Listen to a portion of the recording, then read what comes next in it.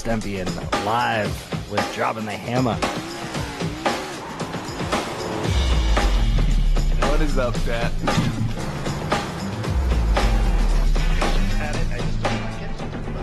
He's got a freaking stick in his USB, but you know what I mean.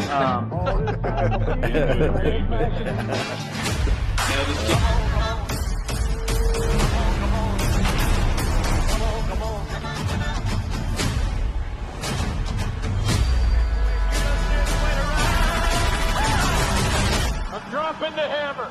No, you're not. Or chat, you have a great night. Love y'all.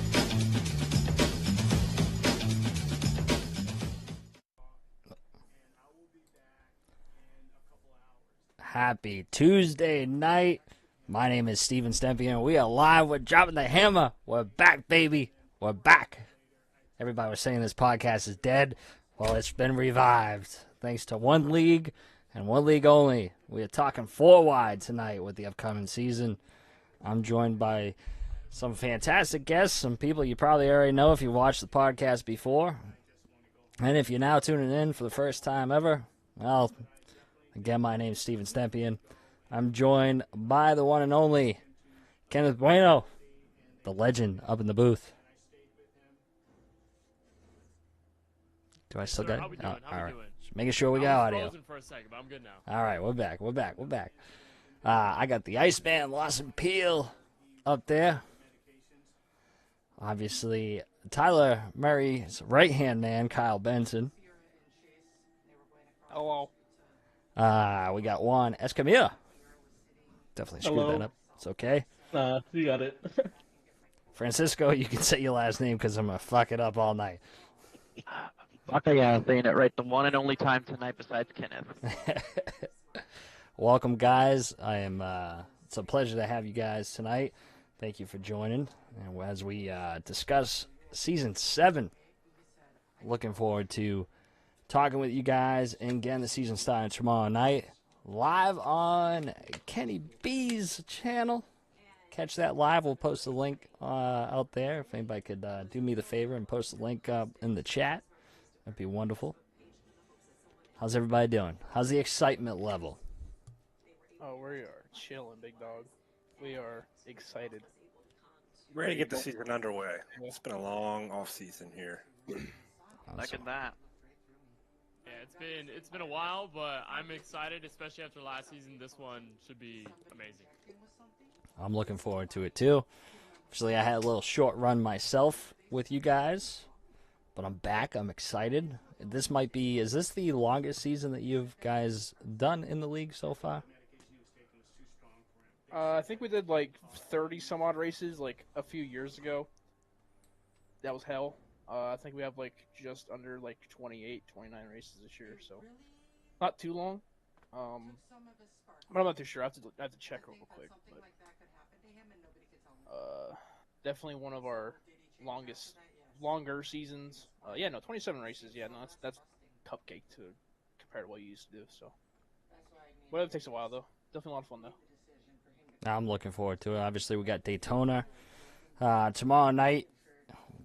I think our 2 front row guys, they're not joining us tonight, but we got some guys that won last week at the duels. It's always good to start the season with the duels, get you excited for Daytona.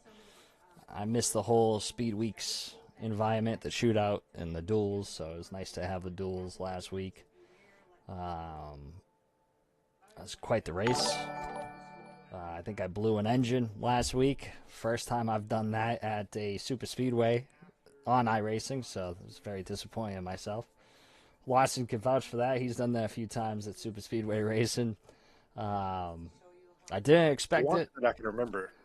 Didn't expect it, man. I was kind of shocked with myself. That was not a good entry for myself being on the new team. But we got it sorted out for the duel too. So, yeah, I'm excited. Wednesday nights, we go live at 9 p.m. Right? Is that correct? Yes, sir. Perfect. Just want to make sure I got my ducks in a row here. So I guess I have an open floor of what we're looking forward to with this season. Obviously, the next gens. I know you guys did some Xfinity the last 2 seasons. Last season we did the Last Xfinity car. Yeah. It was a lot of fun. I thought it was a lot of fun. Lawson can say otherwise, but No, it's fun. it put on a good show. I mean, I think we definitely had our more competitive season last year, and I think this year we have the next gen. Everybody's starting to get used to that again, especially myself. I haven't ran the car since probably last year, so we're going to let her rip and see what happens. So, Well, I for one, definitely a different beast with the Xfinity to the next gen, so it's gonna be interesting to see how the season goes, and we have quite the schedule lined up. I think we take it all the way to the middle of the summer. Is that correct? about that time. About I that think. time. So looking Just forward to after that. Memorial Day, I believe. Just after Memorial Day, when the nice weather gets started again, and keep me busy while it's getting cold out here in the Northeast. But yeah, I mean, we got some excitement. Obviously, some new teams, new faces. I, for one, obviously, familiar face, kind of back to new face. I think I only ran a handful of races back in season 5, but I did get 2 wins out of that season, so I'm happy about that. I snuck away one in Nashville back then. So looking forward to being back, and I got the team owners joined with me, so appreciate you guys taking me on and putting me on a team. Looking forward to performing for you guys. We appreciate it. And the thing is, like, well, okay, people will be like, "Oh, the broadcasters are team owners. What's going on here? Like, why y'all got bias?" Personally, I don't got no bias. I think our teams are great. All teams are great. But yeah, no, BBR is gonna be exciting. I think you with Steven and Rodney for Bakan Winter Racing Jr. That'll be fun. So I guess an official welcome back to the series, Stempian. At least welcome full time. It's good to be back. I'm looking forward to it. In the number 8 car. It's unlucky goddamn number of mine. Unlucky one in real life. For Dale. It is unlucky. But we're bringing it back. I actually have not raced this number. Aside from season 5, the few races that I raced in, I have not raced this number since the NR 2003 days. So it's kind of a comeback for me to be in the number 8. It's very, me and this number don't get along very well. My wife's saying 2003. She's asking how old she was. I don't know, 7, 8. But I think Benson was. I think Benson had to have been born then because he said he's about to turn 21. I was born in 2003. Benson was born. We have somebody that was born in 03 here. How about that? I was Make an infant. everybody feel old, man. Yeah. It does. It does. I'm definitely. I'm like wine though. I get better with age. Just keep getting better. That's all. That's all that matters. 36, and that's all that matters. But anyway, enough of myself. Let's talk about the season. Obviously, we got the all-time wins leader in every league that he goes to, Lawson Peel. Who are you talking about? Just takes over wins everywhere he goes. So he's got to be looking forward to that, extending that win total, which I believe I pulled up some stats here. You're at 28, so you're a couple away from 30. So you got to be feeling pretty good about that, Lawson. No I'll pressure. defer to Kenneth. Right now, I think it's 21. Yeah, because I think that includes 21. the former ARCA series as well. All right, Yeah, so that's got to be right. my Steven, apologies. you gotta mute that Streamlabs mic. Oh, I got to mute the Streamlabs mic. Am I doubling up? Yes. I think so.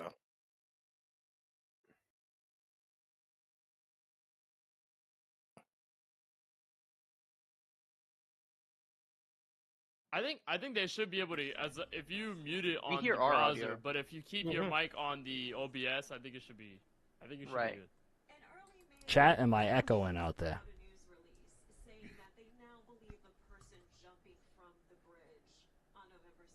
I don't think so. Nope, I'm not echoing. All right, so we're going to leave it as is. So maybe you have to mute me somewhere. Yeah, we just gotta turn our volume down, probably. Probably. Yeah. My apologies. But anyway, so 21. So maybe I'm under. Am I looking at something? Am I not including? Okay, so Arca series. I'm gonna defer to Kenneth for all stats tonight because he's I the think, stat guy. I've become the nerd of this series. It's true. It's true. You and I have done that. I think Lawson's win total by season 3 he had 2, in seasons 4 and 5 he had 7 apiece, and then last season he had 5. That's true. And Mhm. and season 3, 2 of them were kind of ish part time because he joined like midway through the season. Yeah, I did, and Including the finale.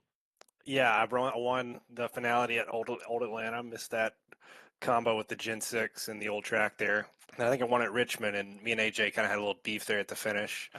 And AJ won the championship, and then my teammate Tony Kivitt won the ARCA championship that season. So I remember it well.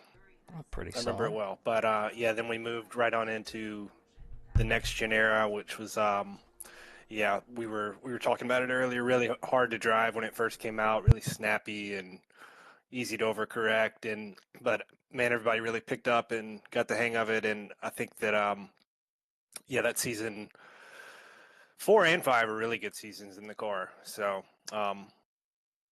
last season was fun. You know, just with the different style of racing with Xfinity and a lot of those tracks, it does drive better than the A car, and I got to admit, I did have fun in a lot of those races. You know, it's just a different style of taking care of it, and it's fun to kind of just wait around in a different pool there for a little while.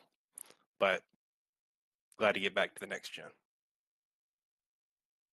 We all know if you follow Lawson Peel, he has great success with the next gen cars. Benson, obviously, you you got a lot of starts in this league.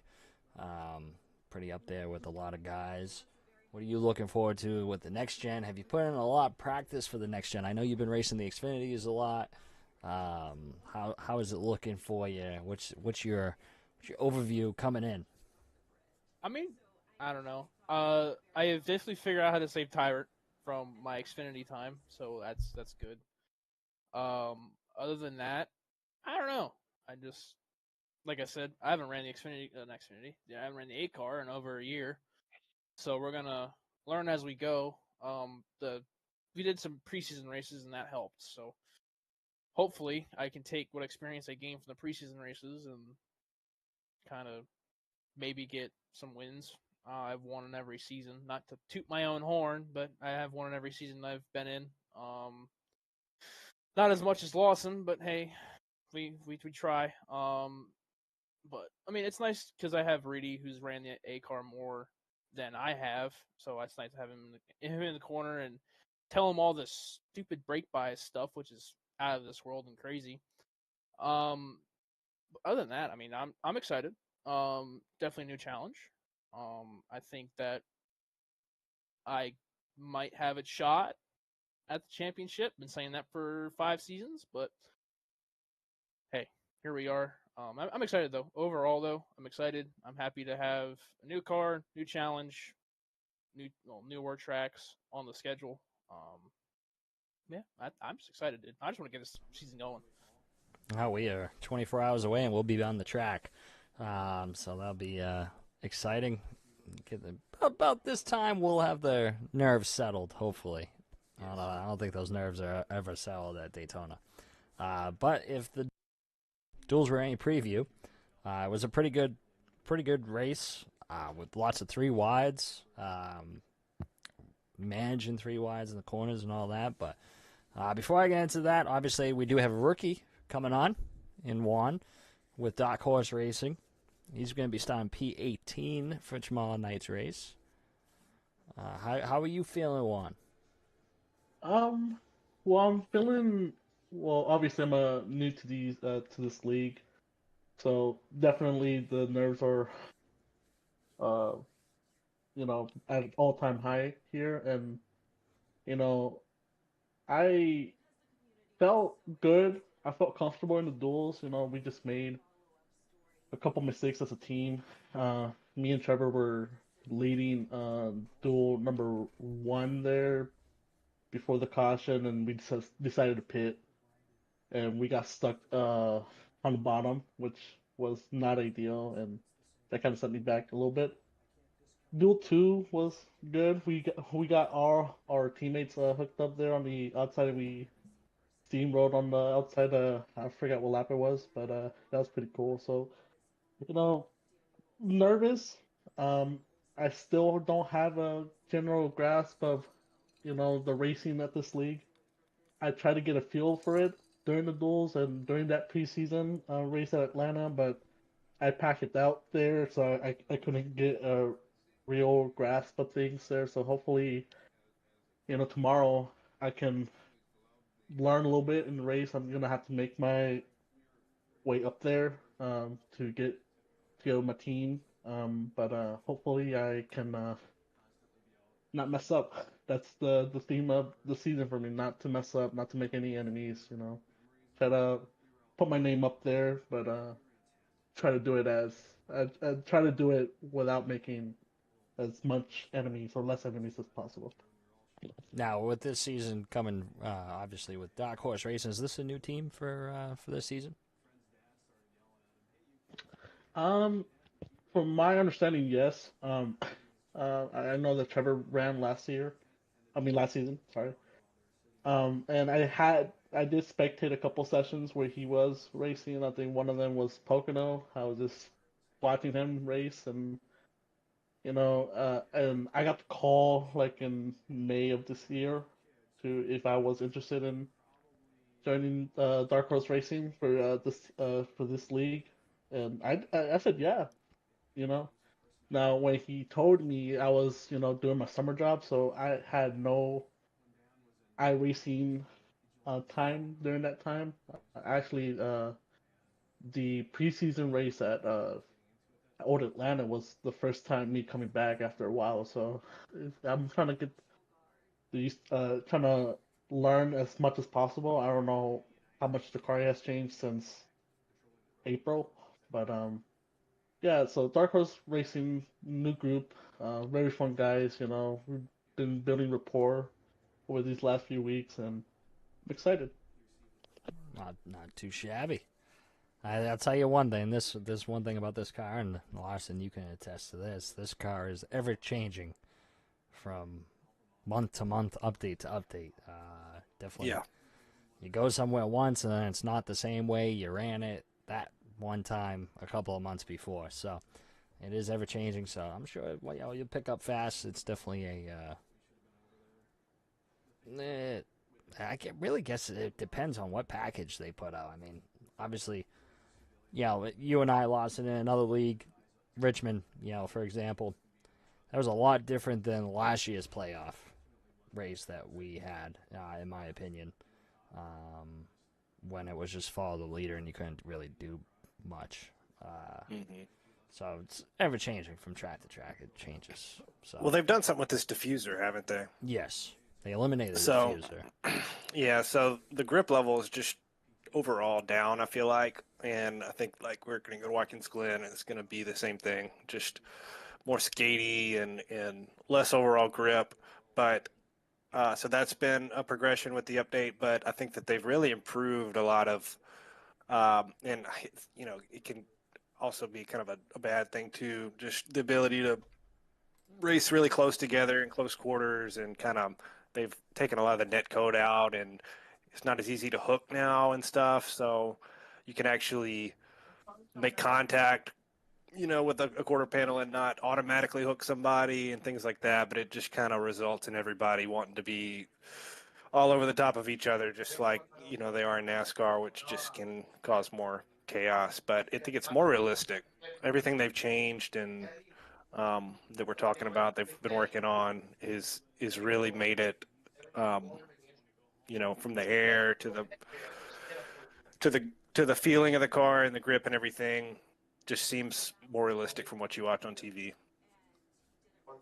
Definitely agreed. Definitely a little bit more realistic. And Juan, I think you'll be fine. If if you ran this back at the earlier in the part of the year, once you drive this car, you could take a few months off and get right back into it. In my opinion, just takes a few laps to get back into it. But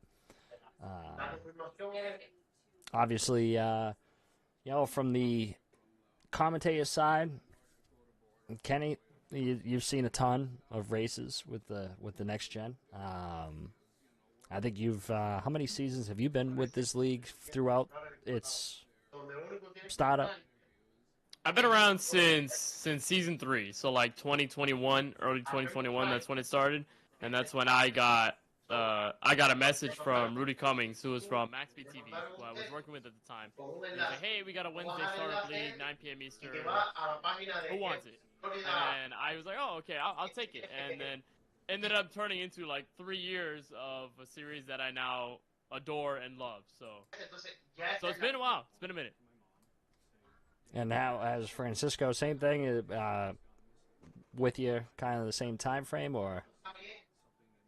I would say it was roughly a similar enough time. I remember Kenneth and I actually went to go play basketball one day, and he was mentioning to me trying to balance the leagues he was doing at the time and this is around when you got the chance to broadcast with Podium, so you were just kind of wondering what to do. You had Oscar, you had just gotten the 4 wide, and I think that was just after Bundren had finished. So you kind of had all these things going on, and when you told me this, I was interested in covering the 4 wide series with you. So when you told me that, I think I jumped aboard over at the Pocono Raceway. I think that was the first time I covered the race with you in the series, and I was thrilled with what I saw from day one. I remember having a moment in that race accidentally calling Mr. Kyle Benson Kyle Benjamin, and I don't forget that. So Damn. that was Damn. Love certainly a moment. But, Kyle Benjamin. I mean, those are those moments you just kind of remember early on. It was definitely the beginning of my coming into a broadcaster and side by side with Kenneth. We've come a long way from where I first started, and of course, him who does this on a more professional level than I do. I'm just glad I get to sit alongside him and watch the same thing we do every week, and I just get a real kick out of it. And I look forward to Wednesday nights every single week, just hoping to see some fun action. I enjoy making the camera packs that we use, and I'm even more excited to get the side-by-side going for this season. I really feel like that's going to take our broadcast up to another level. Yeah, that's one thing I wanted to mention is you don't see too many people doing side-by-sides, and watching the duels, the rerun of the duels, that was pretty awesome to see. I don't see many guys doing the side-by-sides. Yeah, that was awesome. So out of you two, who thought of that? I want. I think it was more Francisco's idea, honestly. Yeah, It was a bit more of a brainchild of the both of us, but Francisco, I think, was the initiator in that, for sure. I had thought about that for a couple of seasons now, but I never was too sure how to go about it. And I think once we did figure it out, my computer that I had before was just a laptop, and it was on its final legs. I don't think it was going to hold up to be able to do such a thing. And then back in May, I got a brand new towered computer that is certainly capable of doing it, and that was during our off season. So with that being the case, I brought the idea back up to Kenneth before the season started, and we experimented with it. We tried it out for the duels, and I think it's a resounding success, and I can't wait to use it going forward because I really think it's going to help us out just with replays, capturing certain things that happen, focusing on different battles at the same time, and I think it's going to really just add that special factor of what we do that kind of separates us from what everyone else does. And that's not knocking what other guys do. I think people who do broadcast on iRacing, they all have their own ways, and I think they all do them well. But I think it's kind of what makes us unique in our way of going about things. Yeah, I'm looking forward to seeing that more in action this year. I'm sure we're going to see it a lot at Daytona. Yeah.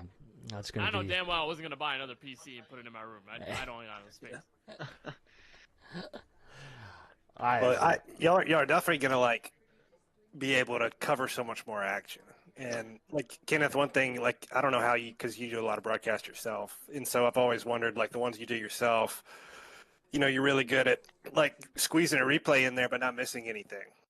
And so I know that'll make it easy or I guess to do both. But a lot of broadcasters they miss stuff because they get they're messing with the replay and they're messing with the replay, and then you miss 2 laps of action and something happens and you don't see it. So I've always felt like you do a really good job of that, and I know with those double screens up there, it'll be like even more, and we'll be able to see everything. So I appreciate it. yeah. I give I you mean, some you, behind you the missed some here and there, but I was going to say I have some behind the scenes information. I'm always having to remind Kenneth whenever we replay a caution to not forget the pit stops Mhm. because that'll easily slip past him.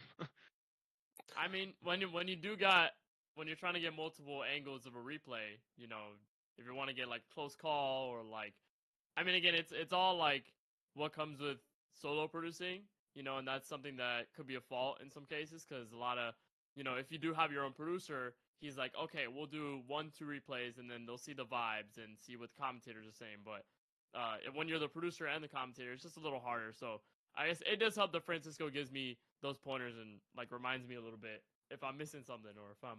And the good thing If is I'm now lacking. with the camera that I got, I think we can do both of those things. We can kind of split it up, like get a quick replay, get our pit stops, and then have it once again to like get any additional angles if required. I think we just have that extra leeway now. Right. It's all about not missing the action on the track, that's for sure. Can't miss the action while capturing what just happened. I know you guys had a pretty good, I think it was a split view when I blew my engine. I think that was a good split view Yeah. right there. He kept it going with the lead pack and then showed me saving it. I'm so glad I didn't wreck anybody. Man, I had that wheel. Yeah, which cranked is to the awesome because left. you don't miss anything. No. You always have the live shot. So And if something happens, you can jump right into it. But that's good stuff. I'm looking forward to seeing that. Like I said, you don't really see a lot of broadcast groups do that. At least stuff that I've watched do side by side. Usually they take away the live action and they'll hit the replay, but then you're missing something. Like a good pass for the lead or something. But and Steven, we don't have just rookies out on the racetrack. We also have a rookie in the booth. that is right. Dude, that's That is true. true. Keelan It is. Belcha. Which, if y'all don't know, a lot of people don't know. He's a very good friend of Francisco and I for many, many years, and he was one of those guys that helped us, other than Charlie, get KBRN started, and we broadcasted his league with a friend of his, and so he's joining us for the season. So we're gonna be 3-man booth. It'll be 2 tomorrow since Francisco can't make it, but for the whole season we plan to have 3, which will be fun. That's awesome. Mhm. The more the merrier in the booth, in my opinion. Give Yeah. you a lot of perspectives and opinions. You guys can duke it out while you guys are commentating. Well, hey, Kyle did a broadcast with us Yeah, we back were in just season looking at it 5 yesterday. Coda. He did awesome. I remember that was fun. Hey, I I lost. think, I think it was Colin, and I think it Colin helped, beat me. I helped with the All-Star race too this year too, because I was like, I haven't done a race in a little bit, and I was like, let's just do a race. I think I texted Kenneth like that night. I was like, hey, you got Yeah. room for another? He's like, yeah, hop in. I was like, okay, sweet. So just did that race out of the blue because I don't think I really don't want to race Wilkesboro in the Xfinity car because, well, it's the Xfinity car at Wilkesboro. But I mean, I had a lot of fun. It was fun being in the booth for, those 2 races I did. And the only reason why I did Coda is because I blew my knee out.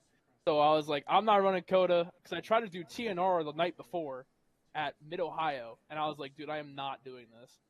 And then I was like, I texted Ken. I was like, I had nothing else to do that night. So I was like, you know what? Let's just see if I can get in the booth. And I've got in the booth. So in my 2 races that I did, which was a lot of fun. I always love doing that.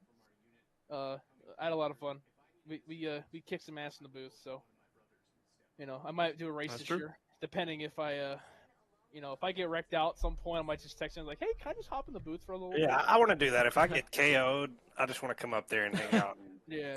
Yeah, I sign don't me up know. as well. Wary. Sign me up as well, because I would definitely. I do know, it. but see, everybody can't do it though. So Exactly. Yeah. it's I've done it it's before, one of though. those things. I've done it before. Jumped in after I wrecked. Throw in the chat. Hey, listen, drag me up. I'm in. Just can't do it if you're frustrated, though, because that never ends well. You'll be like, and Francisco's done this it, too. stupid number 20. Yeah, like Yeah. you'll be Francisco calling will out come in somebody. there, and then he'll head up to the booth after a while. He'll come get like an Tony in-race Stewart drivers vibes. report kind of feel, and then he'll go up to the booth and say, "Yeah, I was just out there. This is what I think is going on." Yeah. So That's definitely something I want to bring back is those interviews after an incident. We started that last season. I think we had it going for about 4 or 5 races, but I think we just kind of got lost in the moment and we didn't keep it up for the rest of the season. But that's certainly something I would like to resume. Now drivers. It was drivers only. How do you feel about that? I'm mixed. As soon as if you get pulled off right after you get I wrecked, like it. Yeah, I like it. I mean, it just gives you genuine thoughts. It's like, yeah, Yeah. it's just an idiot. I mean, And as a yeah. as a viewer, you want them to do it like we want to see if something happens in NASCAR, we want to go like see somebody go stick a camera and a microphone in their face. So Yeah. like you kind of you play the game, you just gotta deal with that. So no, you can't complain about it. I've had to You be just gotta careful. choose how you're gonna handle it. Yeah, I've had to be careful a few times. I've had that happen a few times.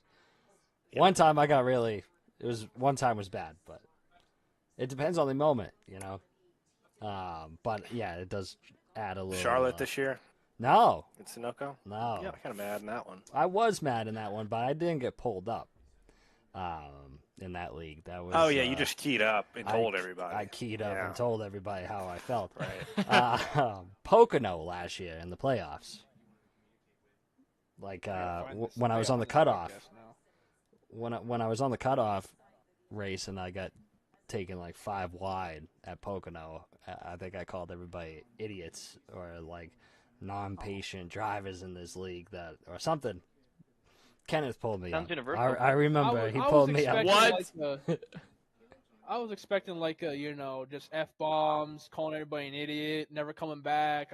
That's what I was expecting, but calling everybody an idiot's kind of just some lighthearted stuff. I mean, yeah, it depends. I want to know what Juan thinks about this. Juan, what do you think? Well, I'm not against it. It's part of the show. You know, the race, the driving is not real, but the racing is. So there's always going to be emotions in iRacing, and I'm not against it. Obviously, I'm that type of person where if something bad happens to me, I get super heated. But then after a while, I kind of like find my reason and try to understand why that happened. Sometimes I like not to look at why did it happen to me or what. I like to think about what could I have done different to like get away from the situation. So like sometimes once I get in my cool head, I start you know thinking about these things. How could I avoided this? How could I not got myself into this situation? And sometimes it comes from laps later, so it's a good thing. Try to get a driver's input about things, and it's part of the show. I'm not against it. Get that real emotion. My Yeah, favorite is driver cams. Now I know, obviously, viewers out there, both YouTube and Twitch. I appreciate everybody coming on, viewing this podcast tonight. Obviously, if you have questions, feel free, ask them. I know my dad has a question out there. Speaking of driver's cams, but I'll get to that in 1 second. Driver cams. When you do get a driver cam, right after a wreck, and Lawson's got some clips of me after a wreck. That emotion is something. You want to know how somebody is feeling? Just cue the driver cam, and you'll know exactly how they're feeling. You don't even got to They bring them always up get sometimes. You can They just read always their get lips. you. It's always whenever they always have you live on the camera whenever something happens to you. It's just a coincidence, yeah. it seems like, but you always get caught on the camera. So Like perfect timing. Yeah, But so I've got 2 like specific moments in my head that we went to a driver cam in the heat of the moment, and it was probably the funniest. And like in hindsight, it's funny. At the time, I was like, oh wow. You see, the But- thing is, if it was me in that situation, I feel like I would know that you guys are looking at me, and if, let's say, I had the camera, I would purposely make some kind of gesture towards the camera, because I know it would The get bird. captured. Just give him the bird. We would have to apologize on behalf of the whole thing. yeah, like Tony Stewart reach over there and just flip it the other way. Blowing up is Jimmy Johnson. so my dad did ask, is there a plan for driver cams for the broadcast this season? All right, so I've thought about this for a while, and I think like like with the advent of doing side by sides, I think that has helped with that. And you know what's funny is that I thought for a while, I was like, I'm not gonna be able to do driver.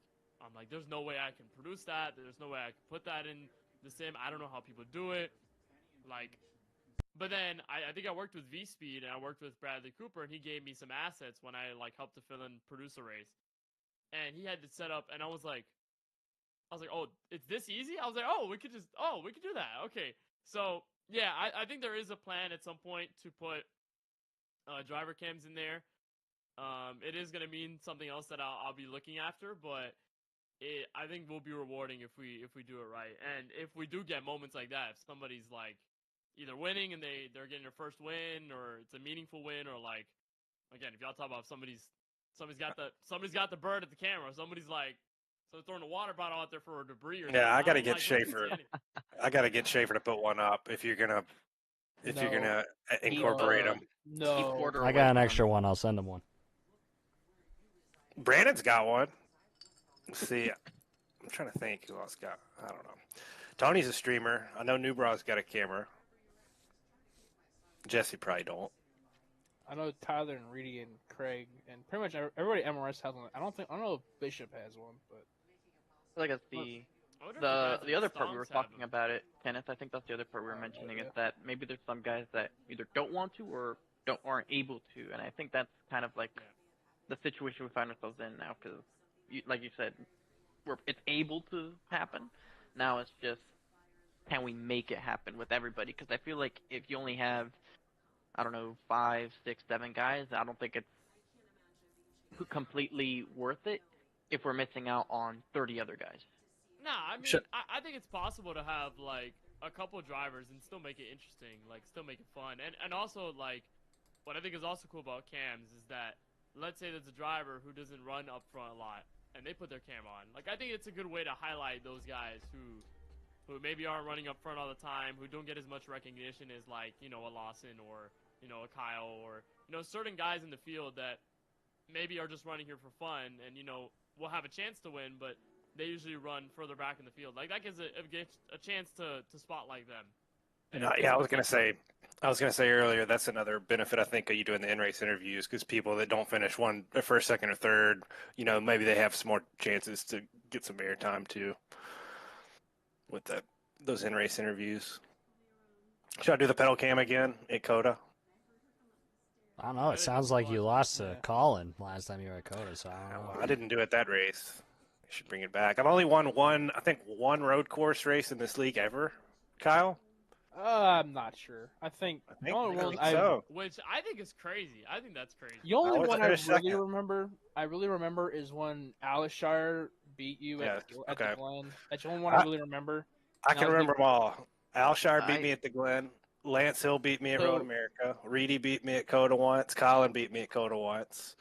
And then Michel. Yeah, Michel beat me at Road America. I think that one is probably the most painful one for you. That one and you won. The Lance Hill one too. When we went off in Canada Corner, he just kept blocking me, and I just lost my shit. And I just tried to send him, and I sent both of us, and then he got out of there before me, and I was really pissed off after that one. But I'm well over that one. Reedy beat me straight up at Coda that time, and Colin beat me straight up at Coda that time too. Alshire really was really fast that day. He beat me at the Glen. So those don't really bother me at all. But I felt like I should have gotten Lance that day. And then obviously I just, for some reason, went to first gear where I still should have been like fourth gear going down into turn 5 at Road America and looped it. That time Daniel beat me, but he's human at road courses. Imagine that. I did. I came out of the pits with like 3 to go because we had to get some fuel, and for some reason, when I came out of the pits, I could just never get back in the rhythm. I was missing like every corner, and I don't know what it was. It was the old tires, and I took fuel, and I'm such a rhythm-dependent driver on the road courses. Like, I can't go fast until like the 3rd lap. So, you know, I just never got comfortable again, and yeah. But every once in a while, I do something really stupid like that. I feel like my track record's really good at not making a lot of little mistakes, but I'll make up for it and make one really big one every once in a while. So you know, the Roval's back on the schedule this season. I was looking back at the race last night. We were trying to get those finishes, and you mentioned Hill.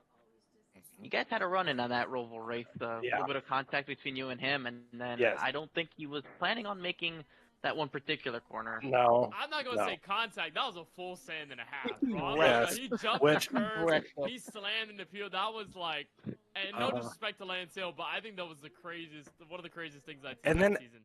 And then the funniest thing was he messaged me afterwards and he said, "Hey, I didn't do that on purpose." And I said, "It's okay, man. I know you did it on purpose. It's just like, Don't he's lie like- about it. I said, I'm glad you got your money's worth out of it. That's all I got to say." And then he just never responded.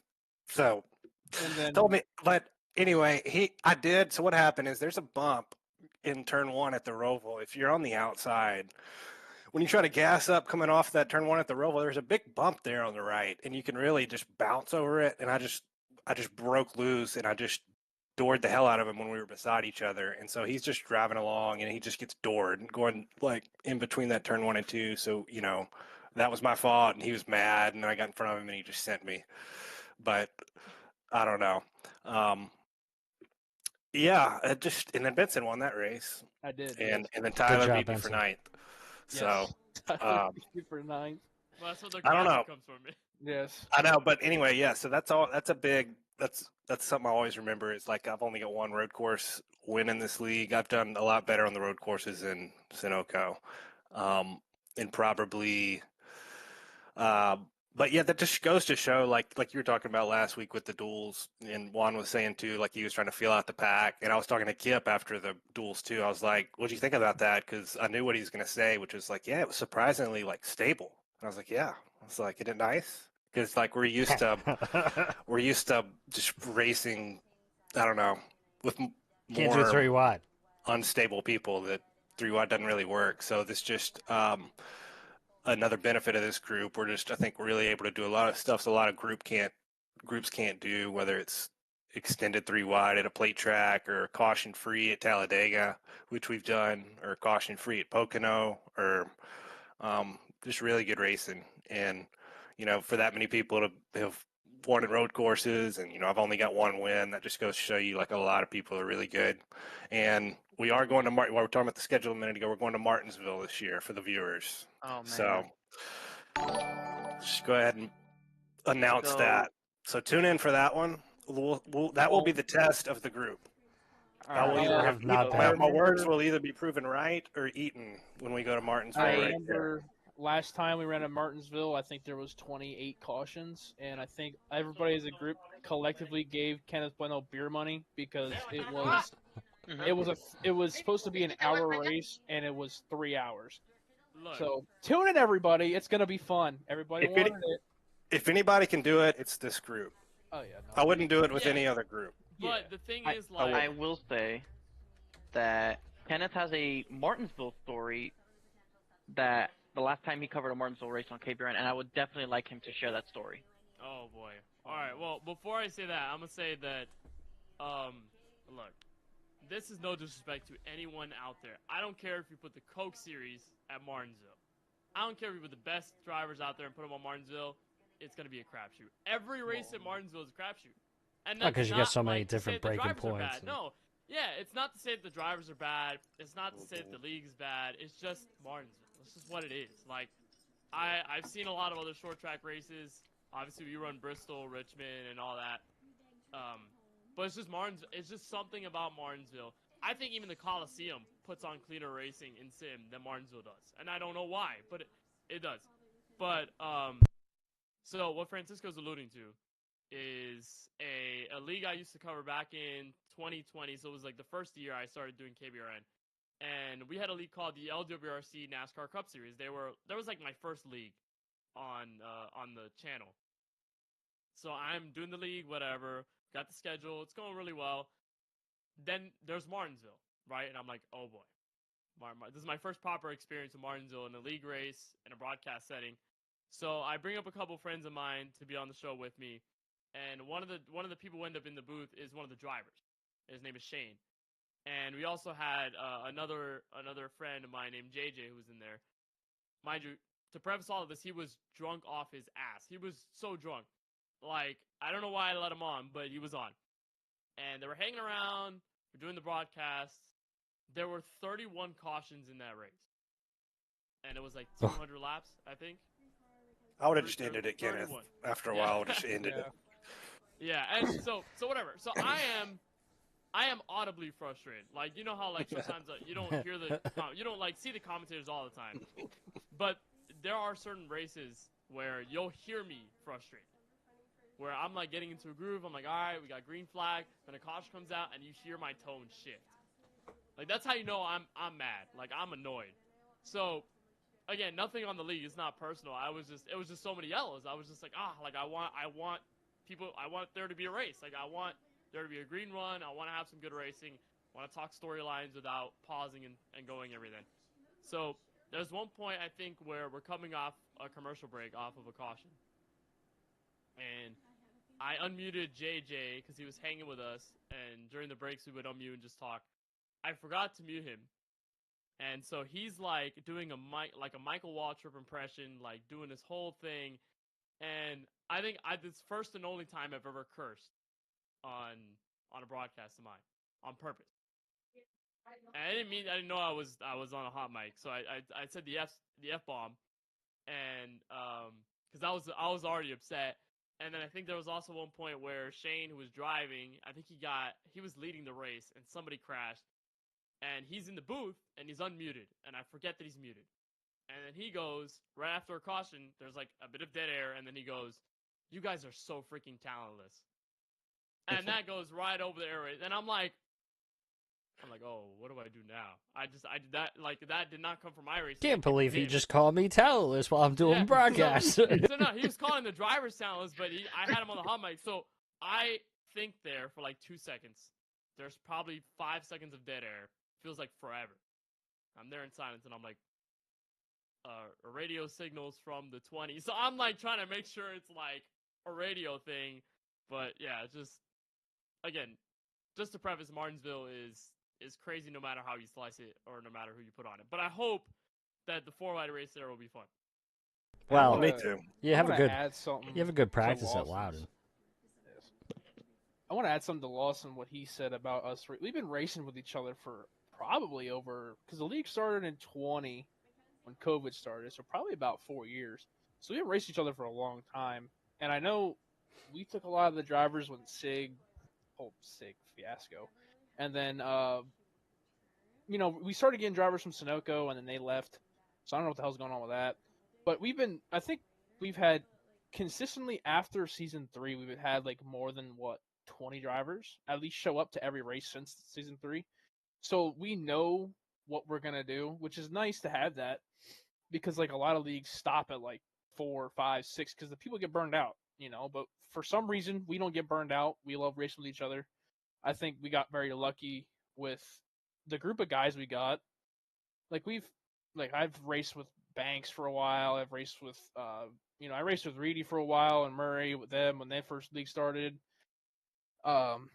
When Lawson came in, I started racing with him more, and we see each other at A-Fix and stuff. It's like we just race each other like shit because we do it all the time on a Wednesday night. So like when everybody's like looking around, like what the hell are they doing? And we're just like side drafting the hell out of each other at Auto Club for no reason at all, because we just race each other like shit because we've done it on a Wednesday night before. So it's like we have that chemistry that a lot of leagues don't have, which is also nice to have. So I don't know, like Kenneth said, Martinsville's just a crapshoot, and who the hell knows? I mean, yeah.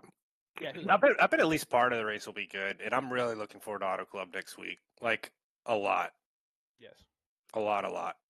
Like Me too. It's going to be fun. So, and I really hope that we have a good race, because Auto Club can easily be like a caution fest, and it should not be. So, yeah, I hope we have a good race. And back to what you were talking about a minute ago, Kenneth, have you ever considered doing an in-race interview under green?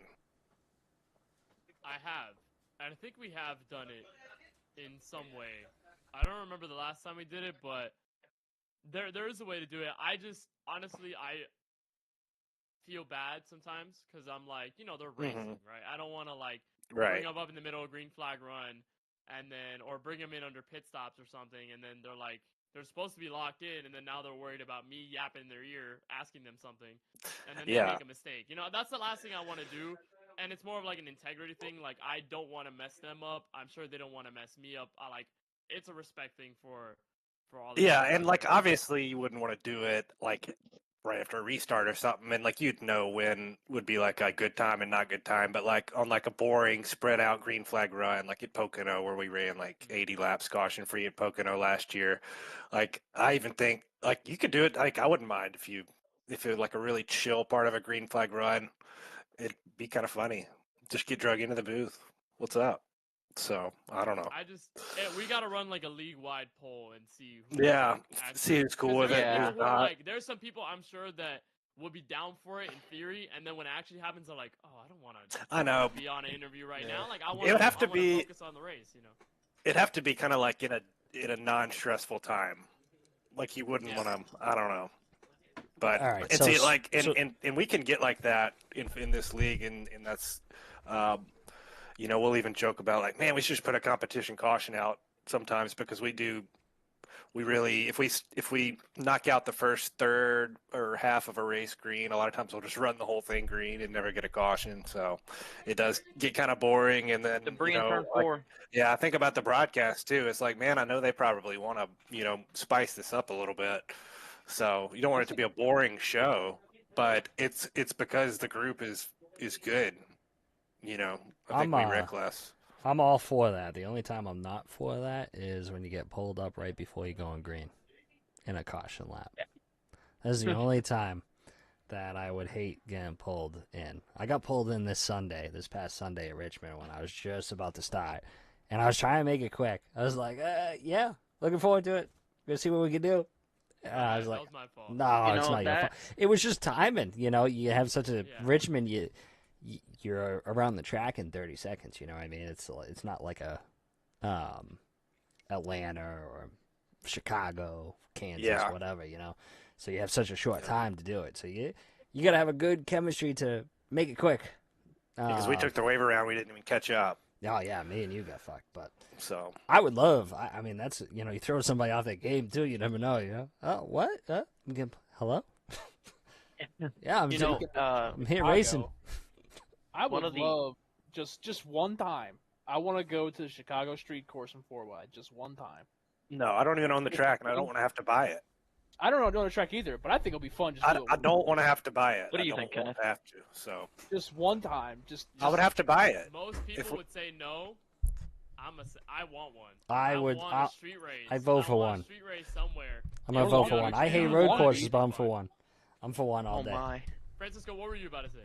Okay, so we were talking about the interviews, and there's one moment in particular in 4Y that I remember, and it was at Nashville, and it was under the only caution of that race. You had pulled me in after pit stop to kind of talk to me, but it was a kind of at an awkward time because it was already 1 to green when you pulled me in. So here I am going into 3 and 4 for the restart, and you immediately asked me a question. So I kind of just gave you like a rushed answer just because the pace car was about to pull off. Tyler was on old tires. He was the only car that stayed out, so I had to concentrate on that restart just to make sure that I didn't get involved in a potential crash. And so I just gave you like 2 words and boom, restart. Yeah, that's where you learn, I guess, as a broadcaster, you learn the timing. And I know to Steven, again, I'm sorry if it like bothered you in any way. And Oh, again, it that was doesn't Richmond, bother. You can It bring doesn't me up. bother me. You could bring but- me up at any point in a race, and I will talk to you or Yeah, anybody. you always get us back in there on time. So I try to. like, I think it's like, it's again common courtesy, but sometimes I'm like, I see the lights off and I'm like, oh, they're in 3 and 4. Like I hope they don't get lost in their train of thought, and then it becomes like an awkward situation. 'cause It I don't wanna actually put anybody it in worked out well because I didn't get to give him a countdown. I think Stephen Hollow was behind me. I was going to give him a countdown, and it just didn't work out. So hey, well, what can you do? I Oh, wanna well. ask, so Juan. So we haven't heard Juan talk in a minute. I know that you probably don't. It's your first be right season in the league, so it's very different. From us who've been around for a little while. But for you, we were talking about tracks at Martinsville. Is there any track you look forward to in this league, like this schedule? Is there anything that stands out to you? Well, the intermediate tracks I feel is my strong suit. Auto Club is also interesting. Um, super speedways, I feel like it could be hit or miss. You know, I could be really good at super speedways, or I can be pretty bad and be at the back or get caught in a wreck or something. Um, but yeah, for the most part, you know, there's not. I'll say there's no particular track I'm not looking forward to. I see it more as a learning opportunity. You know, if I excuse my French, but if I get my ass kicked at a certain track, you know, it's a learning opportunity for me, and I just have to get better. There's no excuse about it, you know, especially with this format with fixed setups and stuff. So there's really no excuse besides, you know, driver error input. So yeah, so but for sure, we're looking forward for tomorrow. Daytona, I won before in broadcast setting in Daytona and the SRL League, SRL 250. Um, and that was probably the hardest race I won because you know the talent of the field up front, and you know I qualified pretty good there, but I packed it out, so like I was 4 laps behind. They let me get my laps back, and then I was pretty much dead last at the end of the race, and there was 3 overtimes, which you know there was a lot of wrecks that I had to avoid.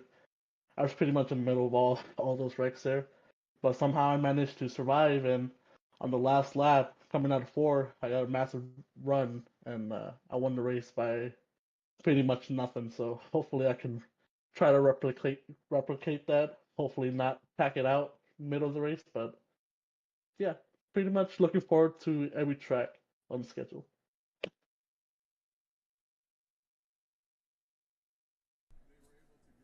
Speaking of Daytona, so everybody knows the college series is going on, right? I know probably somebody's already seen this before. I've seen this on What, the people Twitter. running 1,000 laps. Yeah.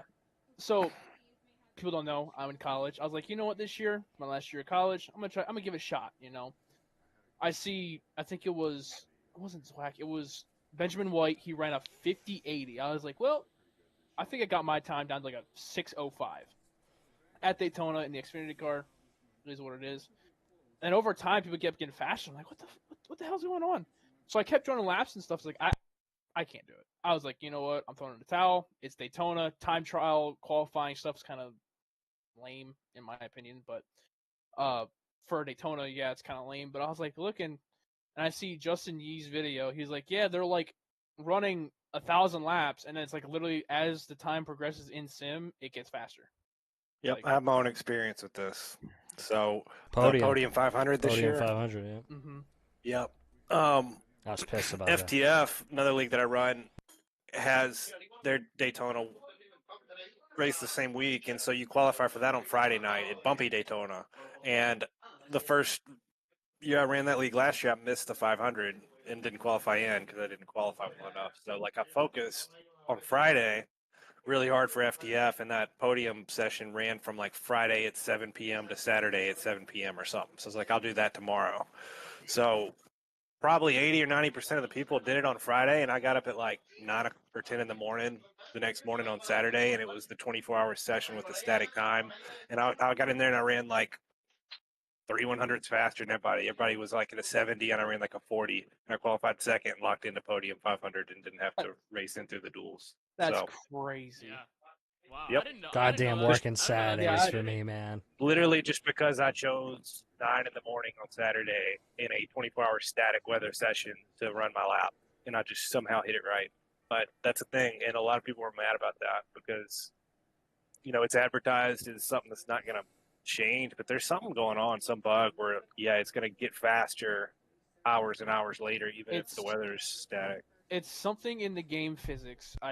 Because Justin went over it very briefly. It was something in the game physics to where if you run X amount of laps and you do your tire cooldown stuff, it raises your rear pressures, but doesn't screw with the ride height, so it seals the rear end and makes you go faster. It's just basic aerodynamics, which is weird because, you know, for one, I'm not going to sit for 3 hours and run Daytona qualifying laps because, you know, my brain is too small to do that. So, like, I'm not going to sit there for hours and hours and hours just running around, turning left for X amount of minutes, and then I can't do it. Like, I'm not I hate cheesing the system because at the end of the day, I'm gonna say it. Ooh, iRacing's a game. It's a game. At the end of the day, it's a super sophisticated game. I'll say that. Give it the benefit of the doubt. But it's dumb. I think it's stupid that people just sit around and just spend 4, 5, 6 hours just doing Daytona qualifying laps to get into something like that. But I don't know. That's my Kind of take on dumb, it. but that's what it's become, and Yeah, a lot of people. yeah, and then I think next week is IRP with the trucks. So it's gonna actually take some talent to qualify in. So, but I don't know. That's my stand on it. People might say differently. I just think cheesing the system is a cheesy way and a stupid way to win. So that's just me. But you play the system and you get the rewards. But And you can also watch everyone's qualifying lap now with the Yeah. most recent update as of about a week ago. So, Dude, speaking of, actually, I think our first race in another league, Sunoco, was Atlanta when that went live. And everybody was bitching at me, PMing me, saying, why'd you go below the line? Well, they only mentioned it in the race, man. They didn't say you can't do it in qualifying. you're supposed to do it. I mean, sorry. what did you want from me? I mean, they only said it in the race. Can't go below the line in the race. So that was interesting. But yeah, everybody started PMing me. I was like, why are you PMing me? Oh, duh, that went live this week. yeah, I like it. It adds a sense of you can see everybody's lap. Well, that I helped like it. me for the second duel. So I've been absolute dog shit at Super Speedway qualifying. I used to be really good at Super Speedway qualifying. And then the last year, dog shit. 20th, 25th. And I'm like, what the fuck am I doing wrong? So I actually went back and watched Kip's qualifying lap from the first one. And that's when I qualified, I think, top 5 in the second duel. I was like, so that explains it's so it. dumb. It's so dumb. Stupid. It's the cheese, man. It if you don't do it, you qualify 30th. Yeah, you're screwed. Yep. Because I think did he cheese? Not really cheese. You get 100 miles an hour until.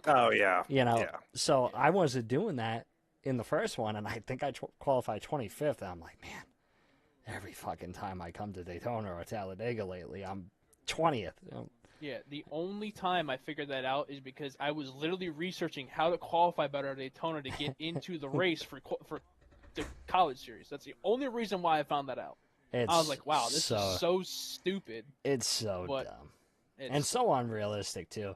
I mean, traditional Daytona qualifying is get up to speed, run high, dive low, get the car up to speed, run high a couple of laps, and then dive low as soon as you can for the final lap. And they just took that away. Like hell, run like hell coming out of the pit road, and get as speed as quick as you can. And then, it used to be like who could be the best at holding speed on the top line for the final lap, and now it's who can be the slowest out of pit road. It's fucking stupid. Well, I don't think I did that for the second duel when I qualified. I just got up to speed, and pretty sure I got pole on the second one. So on your first or second lap? On the second lap. Second lap. Yeah, I didn't do the 100-mile-per-hour cheese or anything. I just got up to speed. The first lap, I ran the dark seam that's on the high side. My left's on there, and then on to my second lap, which is my actual lap, is I don't hug the yellow line after crossing. You kind of drifted. I think I watched yours too on the second. You kind of drifted. Yeah, I kind of drifted. Yeah.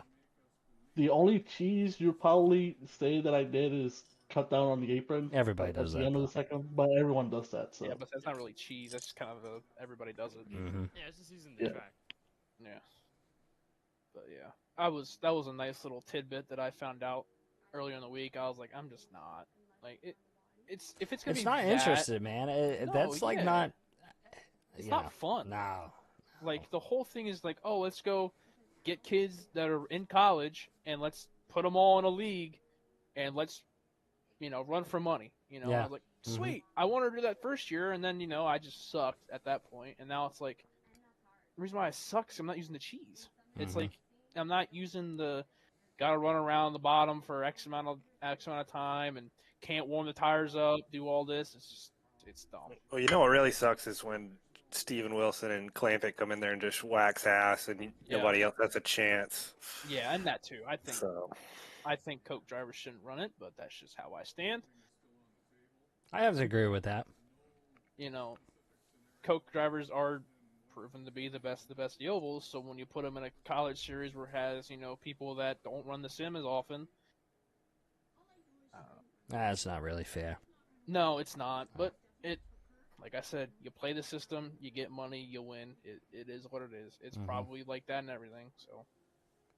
So back to 4-wide. I know we kind of got Anyway, off track a little yeah. bit. Anyway, So 4 wide's better. We all know that. I know True. we mentioned it to Juan, obviously, what tracks we're looking forward to and everything. Benson, what track you in the upcoming season that you're looking forward to? I think as a team we swept the plate tracks, so I'm excited for that. I'm decent at the road courses. I don't know if we're on the Roval this year. If we are, I'm kind of excited for that one. So when the last time we were there, and I told myself forever that I hated Nashville, but for some reason I'm good at that track, so I have to look forward to that one. I'm excited for Atlanta. I had some pretty good speed there when we did the preseason races. Really, just Richmond can go turn to a bass pond. I hate that track. I hate it. Eric Schaefer's calling you. All right. Anyway, I mean, just short tracks are okay. I mean, Bristol is gonna blow the right front off, unless they changed it. Richmond's just Richmond. Thank God we're not going to Gateway, unless I don't see something. I don't know. I haven't seen the Fuck schedule. so bad about Gateway. Third gear. Yeah, I respect that. Anyway. Well, you're lucky it's not on the schedule. Thank God. But I'm excited for all the tracks. I'm okay. I like to say I'm well rounded. I have a more skill set towards road racing, even though I get my shit waxed in sometimes. But no. I'm okay. I'm okay at most of the tracks. I'm excited for a lot of like the cookie cutters. Vegas, I'm okay at. I just can't figure out turn 3 and 4. But everywhere else, I mean, I'm good with. I'm excited for mainly the road courses, super speedways. I know a lot of people say otherwise, but I'm excited for both of those. And like I said, Nashville and Atlanta, I'm excited for those ones too. If Brandon Banks wins at Talladega this year, that'll be 4 seasons in a row. Yeah. Dale He's getting Jr. dumped. He's won at He's Talladega. getting dumped. He's He's- getting dumped like you are. Like you see that block. No.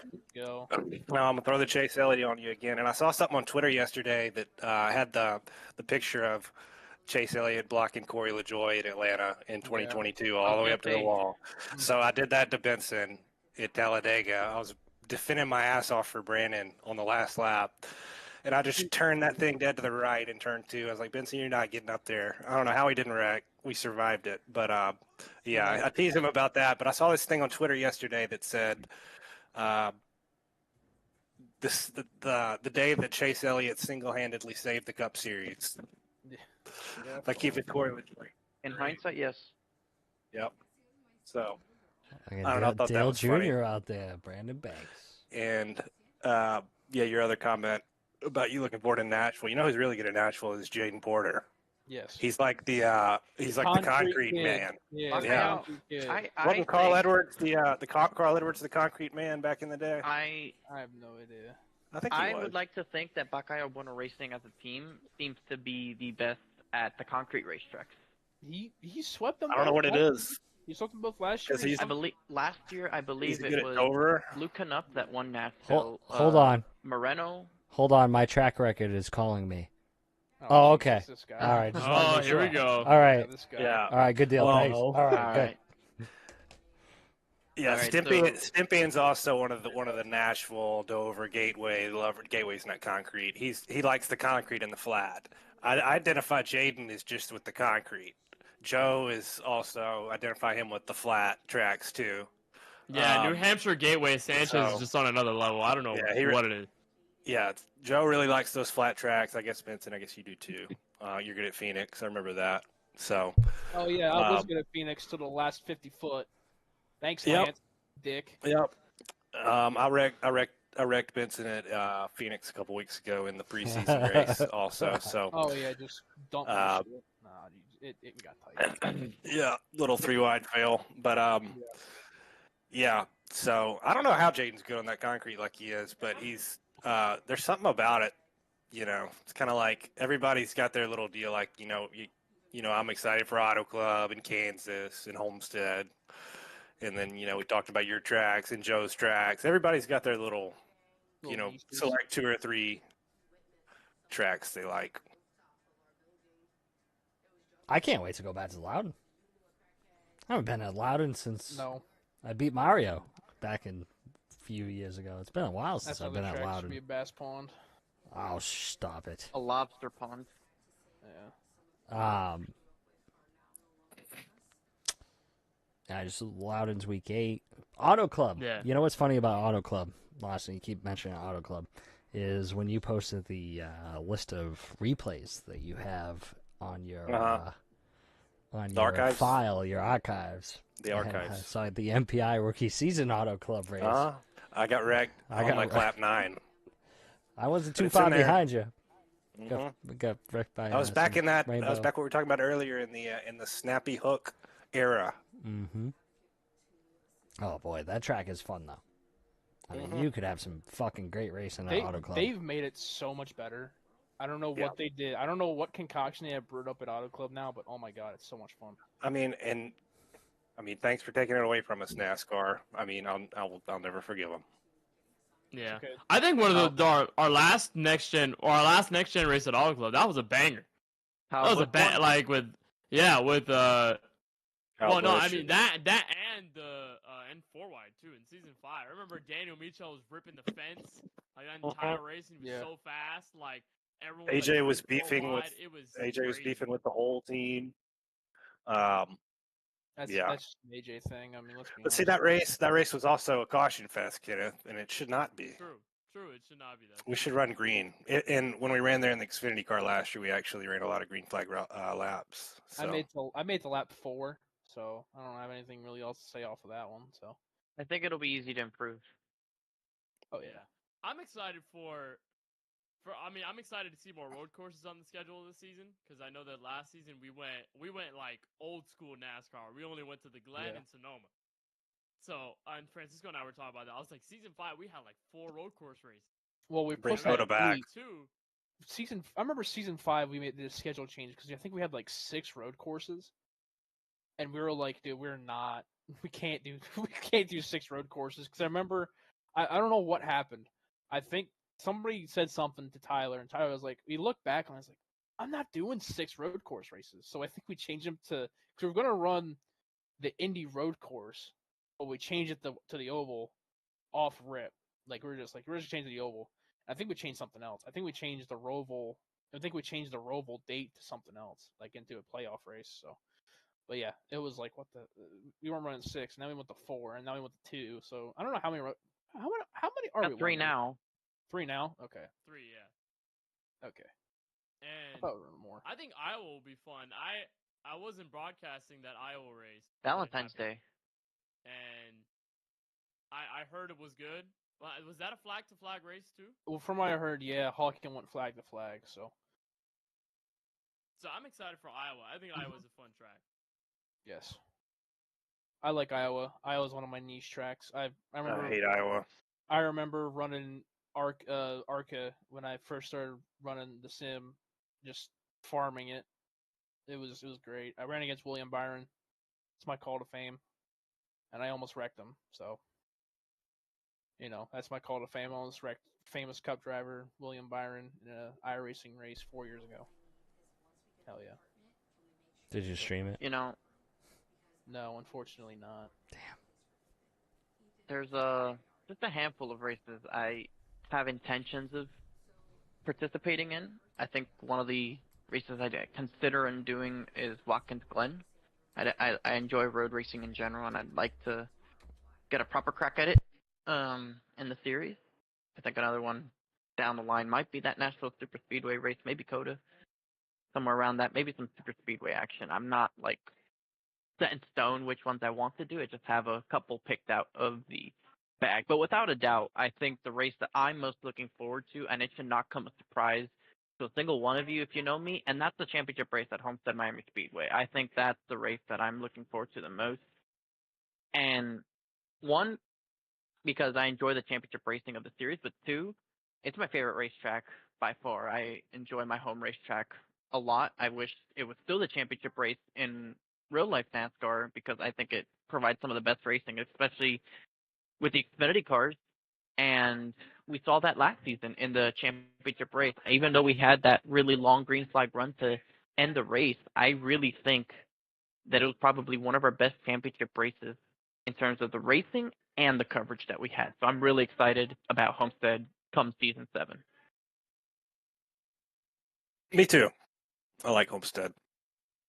It's fun. I also love Homestead too. The only thing is, you see it once a year, and it's always at the end. So you gotta you gotta do all the other races, and then you gotta. Everything kind of just builds up to it. That makes it feel more special, though. I think. Right. Like we don't go to Homestead often, other than like the last one. So I think it makes it more special that it's the last one.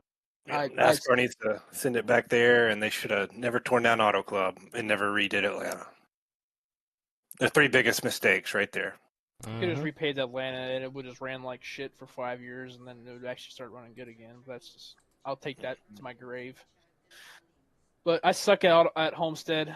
I've always ran like crap there, and then I pulled one out of my ass. I finished 4th in the championship race, but that was it. That's probably my best finish I've had at Homestead. So I don't know. I'm not a big fan of the track, but it's the championship race, so I should be somewhat decent at it if I want ever a shot again. So, any hoots. Yes, Joe, I know I'm bad at Coda. I haven't won there in this league yet. Coda's terrible. Never shown on the schedule. Put Auto Club there. I can't think believe that- Lawson doesn't have a win-out road course in this league.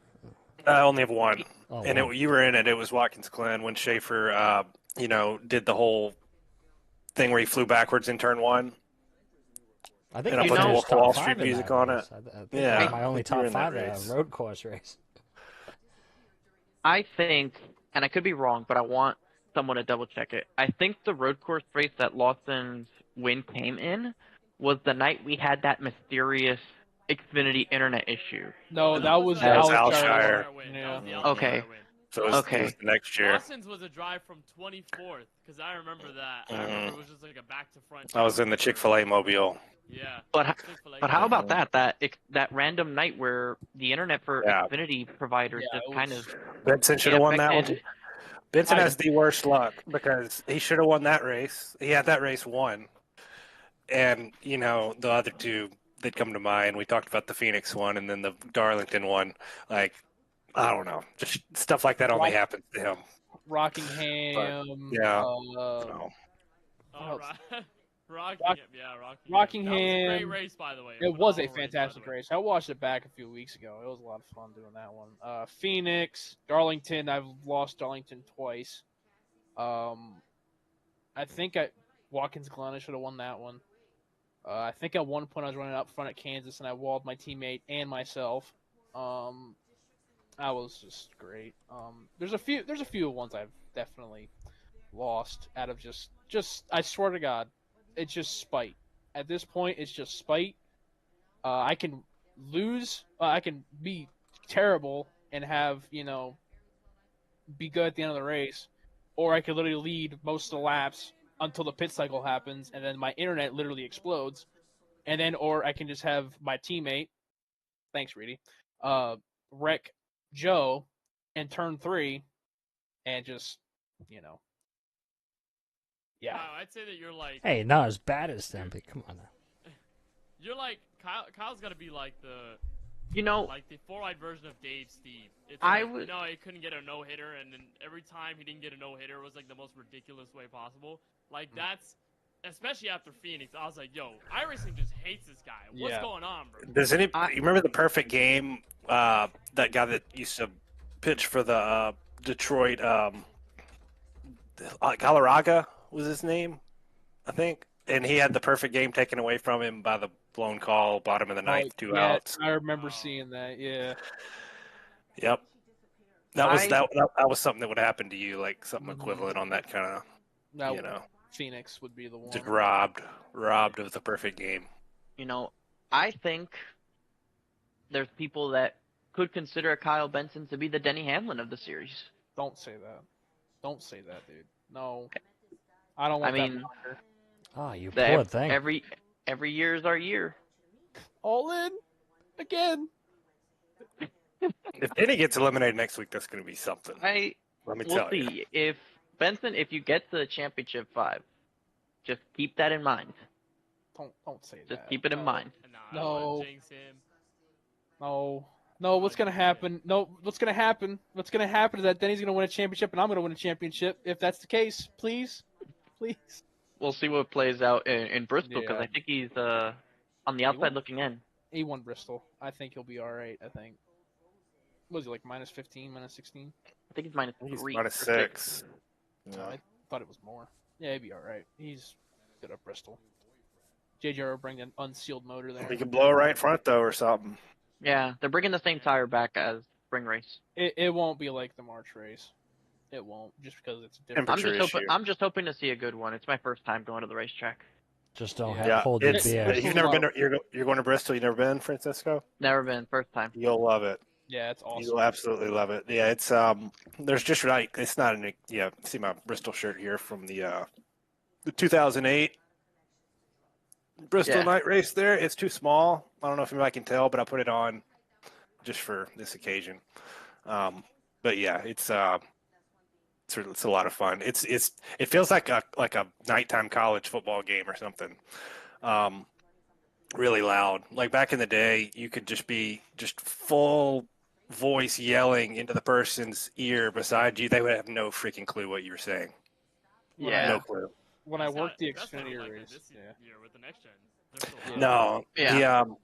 Those old Gen 4 cars back in the day were just so much louder. I mean, and you can tell it at Talladega. Like when the pack comes by at Talladega, it just doesn't, and a lot of people talk about the next gen being loud. It's not loud to me. Like if you compare it to 05, 06, 07 back in the day, you want to talk about loud when the pack came by at Talladega.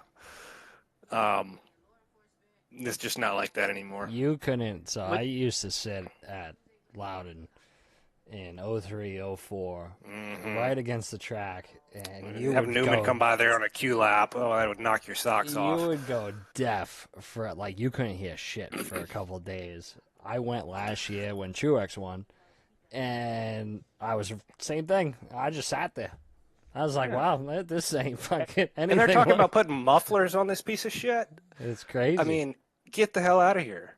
They're not even loud. Not only the sound though, but the smell. Those fucking old Gen 4s, man. That smell, you smelled that fucking racing fuel. It was just a different smell at the track when you walked up to a track compared to the next gens. It's just, Better than the smell of a new car. oh yeah. You ain't Damn right. kidding. I fucking hands down agree. I almost went to the Bristol race. I wanted to bring my son, but I don't think he's not old enough yet. Next year he'll be 4. I think I might get because there's a couple of people that have connections, and I want to get down there. I want to take him because he'd have a blast, fucking blast. I recommend it to everybody to go to Bristol once.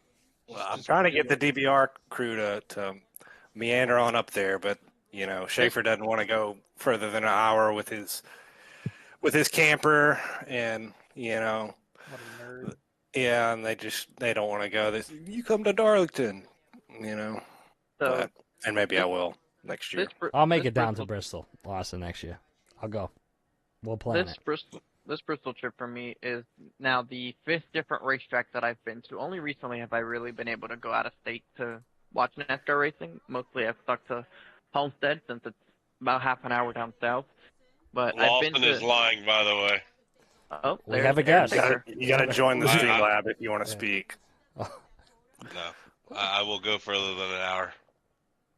Oh well, he's saying you're going further than an hour. So I you don't know. heard I it don't there. even know if anyone could hear that, but Eric Schaefer, everybody. They can. All right. They can. He So- is live. I I've been to Homestead. I've been to Daytona a handful of times. Infamously, my tweet went viral when I screamed it was raining in the 2022 Coke Zero Figure 400. That was awesome, I guess. And last year I went to the Coke 600 and the Southern 500, which were interesting experiences to go out of state and watch those races. Of course, the Coke 600 had some interesting rain situations because I got to see 900 miles of racing on Memorial Day. I don't think anybody else can claim that. I mean, That's pretty cool. It was cool. I was at the racetrack as early as like 10:30 in the morning, and I was leaving that racetrack at 11 o'clock at night. So it was certainly a long day I think of racing. And now I get to add Bristol to that list. wasn't it this year? Did the ARCA? I remember the ARCA race. I think it ran after the Daytona 500 this year, or was it last year? No, No, it wasn't last year. no. Was it Saturday? This year they ran it at like Because it was they ARCA ran it at until night. like 2-3 in the morning. Yeah, I On had a few Friday, buddies. I think. Yeah, 'cause I had a few buddies working that race, and they were like, "Yeah, this sucks." Because like I think they waited for the Xfinity race to be done because they're supposed to run earlier in the day, and it rained out till then time. They ran on Friday night or Saturday, whenever they ran it, and it went from they started at 11 at night, and I think they ended at like 2 or 3.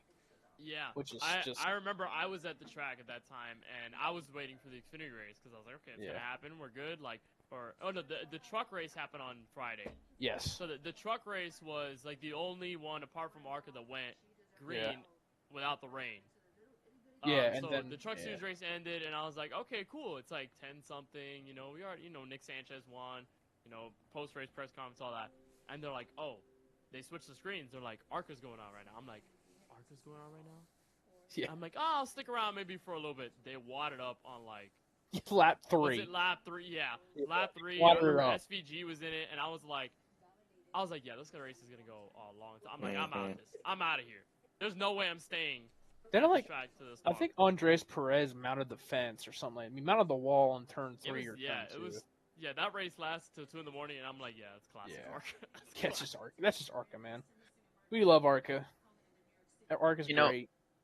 A question for the guys here. Out of the races that you guys have been to, have you seen your favorite driver win? And if you have, what was your favorite part of that race besides the driver winning? Me first? Yeah, go ahead. All right. So grew up a Gordon fan and now a Chase Elliott fan.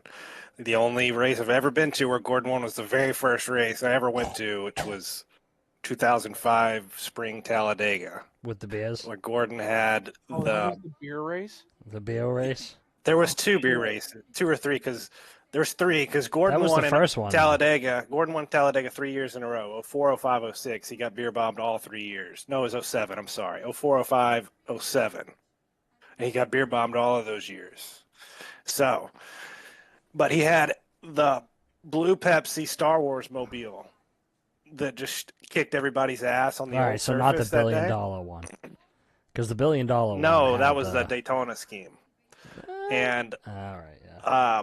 Anyway, Dale Earnhardt Jr. caused a huge 30-car accident that day that stopped the race for like an hour. And Jeff Gordon won the race. I was 11 years old, and then he never won another race for any other race I ever went to after that. His career kind of fell off the cliff.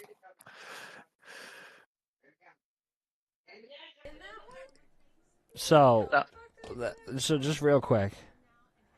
04 was fall for Gordon, right? No, he won the spring race. No, he didn't because he did. He won. Junior won 4 in a row. 4 in a row. Yeah, 02, 03, even 02 and 03. I think Gordon won in the spring of 04. In the fall of 04, Junior won that one. Junior won with the short E stripes. Could we settle this debate with Google? Because he won with the short stripes. That was 2004 that he won. Well, in the fall. I think. Gordon won in the spring. And then in 05, Gordon won in the spring, and Dale Jarrett won in the fall. Yeah, I remember that. But the third one was this one. I remember. With the black bumper. Yeah, I don't the third remember those the details. black bumper, that was because I 03. remember That was when he went under the line. when he went under the line on Harvick So- and Johnson. So Yep. So Lawson is right. Gordon won the spring 2004 race, and Junior won the fall race. Yeah, okay. Mhm. Was it the spring race he got beard at, or was it the fall? Yeah. race? No, it was a spring It race. was the Okay, spring one. 'cause- Yeah. They gave the win to Gordon on the no green white check. They Yeah. called him ahead of Junior They at the did. time of caution. Mhm. So all the fans said, "Fuck you, Jeff." Beer bombed him. Yeah. 05, he just kicked their ass with the motor. Like nobody could even get to him. Then they got beer bombed again that last time he won there, and he won there twice. Gordon swept there in 07 too. He won the spring and the fall that year. So I was a Junior fan when I grew up, so the only vivid memory I have, I was And watching the 2015 Dega Fall race when the whole thing when Austin I was Dillon at that race. you were at that race, yeah. When Kevin Harvick decided he was just going to end the race you for everybody, Son of a bitch. Yep. and I hated that. and race. just so everybody knows, I know I'm kind of rattling off these stats from 20 years ago. I know those better than I know what happened last week. I don't even hardly care enough anymore to even know who won the race last week. I just watch it and then I forget. So but true. for some reason, I remember everything from back then. I don't know. So But yeah. back to your 50. You were at that race?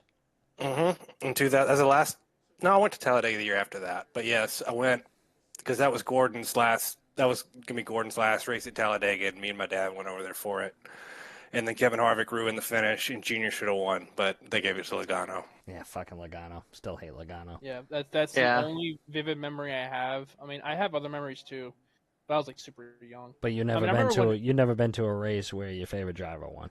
No, I was Okay. not. But I do remember. I think I was 6 years old when this happened. But I remember I think it was a spring or fall Dega race in 09 when Carl Edwards got turned by Brad Keselowski. I remember that. Oh, that race. Ooh. I've watched that race live in my, and not in my bedroom, in my living room. I remember that's like my earliest NASCAR memory was that race. So So me being Loudon Jr. was average at Loudon. He would get a top 5 here and there. I think 04, my second or third race, he was 4th or 5th that he finished. But my first truck race, my first NASCAR race ever was Jimmy Spencer won the trucks. I remember that. But the only time a favorite driver of mine won a race that I was at was mine, Truex, last year. I can consider him one of my favorites ever since Junior retired. My wife. His says interview 'cause last he's hot. weekend was funny. And I don't know if anybody saw his interview with Dustin Long. That was funnier than his interview on TV. I didn't catch his interview. Dustin Long was like, he asked him, like, it was like a 30-second interview. Truex was like, yeah, this is ridiculous. Like, I'm sick of it. Everybody's dumb. And then Dustin Long tried to follow up with, so what does this do for your, and he got to your, and I don't know what he was going to say, like championship run, like whatever. And he just turned around and said, I just don't even care anymore, and just walked off. He just cut him off right there. So, what is this studio? I don't care anymore, man. And he just turned around and walked off. This is the funniest shit. I felt that.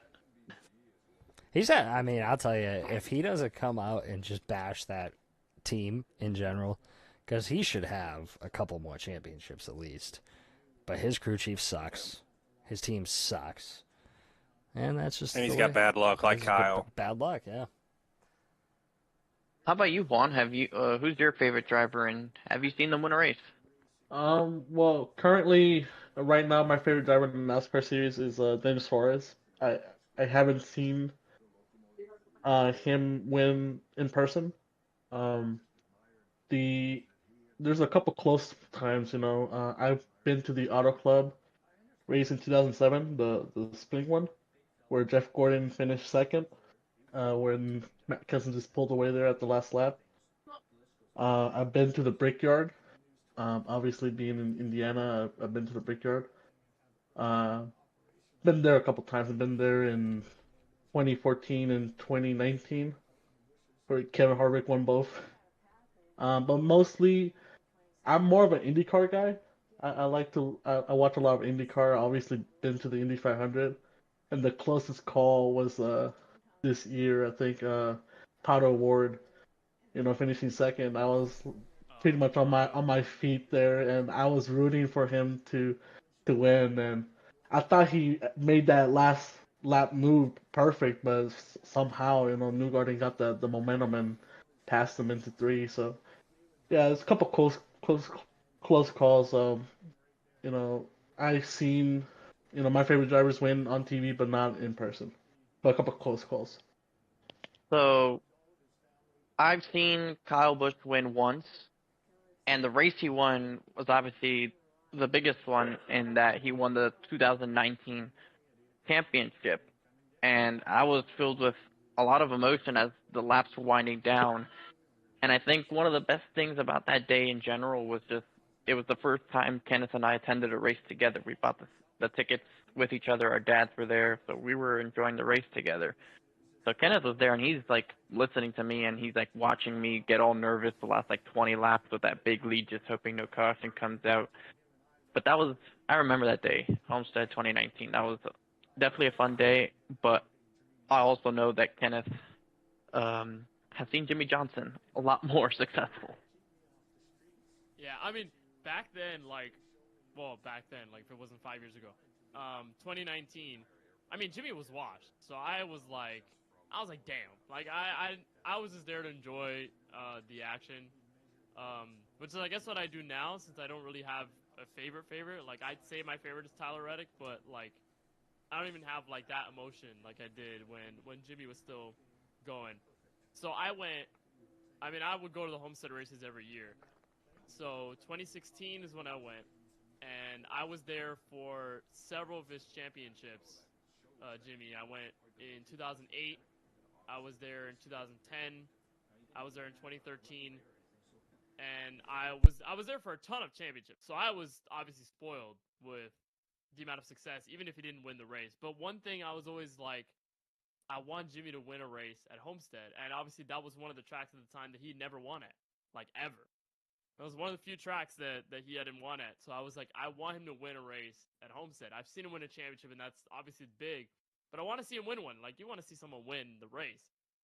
And so it's 2016, and I'm there. I'm there with my dad, and we're having a good time. Obviously super nervous because that was the race that Jimmy, like, failed tech right before the start of the race. So he had to start all the way to the back. So I'm there, like, my eyes are glued on him the entire way around. And saw him work up to the field. Then the whole Carl Edwards, Joe Logano thing happened, and that was, my heart sank. Because I was like, oh my God, Jimmy has a chance now. Because the whole race, I mean, for anyone watching that race, Carl Edwards should have won that championship based on how he was running. He was the best car, best driver, and I was happy. I was like, yo, if Carl wins the championship, that'd be awesome. Like, I'm happy for him. But then that happened, and they just all died in turn one, and I'm like, oh my God, something's going to happen. So then the whole pit stop happens. I think Jimmy comes out like first or second or something, and then it was like that last restart with Kyle Larson, and I was going insane. So that was super emotional for me, and that was last time I've ever seen him win. So, and he won a race the year after, and then he didn't win again. So, Like I remember that Homestead race you were just talking about. That was the first ever Cup race I went to. But I think the most interesting one of those Johnson championships, Kenneth, was when you were in the FedEx suite. Oh, don't remind me of that. All right, so I was there for 2010, and my uncle at the time had something going on with FedEx. He got some free like suite tickets in turn one. Back when the stands actually used to be right under it. And so I go there, whatever. It's me and my dad. It's a FedEx suite. And for those who don't know about 2010, that's when Denny Hamlin was in the run for the championship. Obviously, the FedEx car. So I'm like, I'm in a room full of ops right now. I'm in a room full of ops on this row. Everybody's a Denny fan because they're like, it's a FedEx suite. So I'm there, and I think, I was like 8 years old or 9 years old at the time. And then at the end of that race, I was going nuts in that quiet-ass suite. I was like, let's go! Oh, my God, he did it! Bro, I swear, everybody was looking at me like this. They were like... They wanted to throw me out the window. Who the fuck is this guy? Like, they're like, this... Conor McGregor. They're like, this idiot Jimmy Johnson fan is here in our territory. Who let him in? Loading in our face. I mean, I didn't think about it. I was just so happy. I wasn't like, yeah, you guys suck. I was just so happy in the moment. I swear, everyone was giving me a side eye that day. I swear. Fuck him. Fuck them. Fuck him. They can suck it. Say it, Steven. Say it. Say the it. funny. Say I'm the gonna play. funny. I'm gonna hit the sound board if you don't. I can just go ahead and do that now. Hang on. Fucking cocksucker. Fucking cocksucker. There we Fucking go. cocksucker. It's a beautiful thing. It's a gift that keeps on giving. Well, so in person, obviously, me being in Boston, Northeast, I didn't get to experience the Dale Jr. win in person, but my all-time favorite TV moment, kind of like Benson, I obviously he didn't have a lot of success up this way, but I think 2001 Daytona July race. I know a lot of people say that. That's probably up there for me. But later that year in 2001, when he won Dover after September 11th, After 9/11, Yeah. probably one of my that would have been No, a race you would have gotten chills in the stands. Yep. Afterwards, for sure. I remember where I was. I remember who I was with. I was at my grandparents' house in Boston, watching it with my dad and my brother, and that was just epic. Then he had the Wilson ball. He talked about it on his podcast the other day about the Wilson ball from Castaway, and I remember the diecast they came out with for the race win because they came with the Wilson ball with the diecast. You actually got the Wilson ball if you bought the diecast. That's pretty cool. The volleyball, but yeah, I had that picture is hanging up in my basement right over there with him with the flag. I love that picture. That race was Awesome. epic. That's such a cool moment, like overall, like And the seeing crowd was Yeah. packed. I mean, you look at the replay of that place. There And was the Packed USA everywhere champ. back then. Yeah. there was and not a. I remember too. I don't know if it was that year or a year later. I think MB2 ran a car. It was a 38, and it was the full like red, white, and blue like wrap on it. And that's when it had like unsponsored or something like that. But that's a weird. The 38, memory I remember. the 38, Yeah, the 38, yep, yeah. Oh, yeah, yep, yeah. yep. Yeah, I don't know if that was that year or the year. It after was that they year. ran. It was that That year. year, yeah. Yep. Yeah, Had 'cause just they the wrap of the flag on the car. No, Yeah, that was M&M. pretty cool. Yeah. Yeah. That was probably my favorite. Just remember exactly where I was watching it on a small ass TV, small little TV. Yeah, I think it's special even if you're not there in person, like to watch something historic and be like, this is my memory when I'm there, right? Like when I was there when this happened, right? Like for that race or for any other huge like. When I got this this shirt right here was the race Carl Edwards kind of bumped Kyle Busch out of the way, and then Kyle Busch came up after the checkered flag and tried to mess with him, and Carl just spun him under yellow or after the checkered. If anyone remembers that, I do. I do yeah, remember I got that. this shirt at that race, and the crowd was packed. It was the typical Bristol night race, not an empty seat. So. Can't wait to experience that. Yeah, I hope it's packed. I mean, The I night guess races are usually Yeah. generally packed, right? it's pretty close. If it's not all the way, it's close. It's But usually the spring races that are lacking, which sucks. But yeah, well, it always rains or snows. I went to Bristol in 06 and it snowed. I remember that. And year. Matt Kenseth wrecked Jeff Gordon on the last lap. The infamous Oh, yeah, dove. that race. I wore a Gave jumpsuit him, like, in the huge stands. It shots was on so himself. cold and it snowed.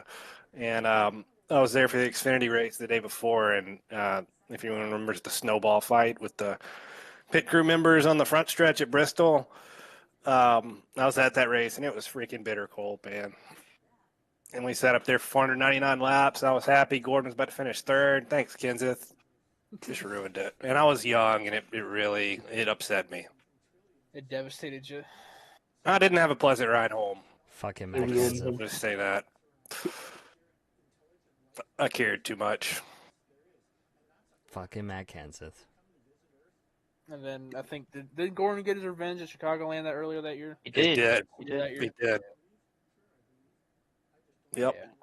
Yeah. I saw Matt Kenseth dominate a race here in Loudon, and it was probably one of the best burnouts I've ever witnessed live.